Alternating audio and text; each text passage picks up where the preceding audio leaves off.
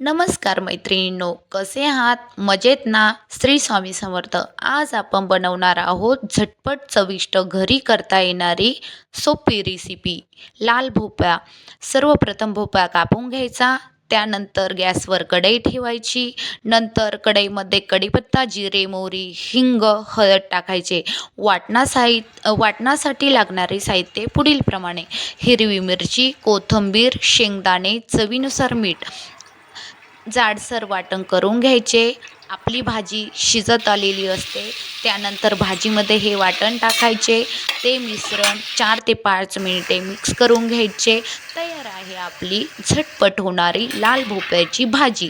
ती तुम्ही पोळीसोबत खाऊ शकता, डाळ भातासोबत खाऊ शकतात. आणि हो मैत्रिणींनो, तुमचं प्रेम आणि पाठिंबा माझ्यासाठी खूप महत्त्वाचं आहे. भेटूया नेक्स्ट व्हिडिओमध्ये. तोपर्यंत आपल्या चॅनेलला सबस्क्राईब करा, लाईक करा, शेअर करा. Okay, bye.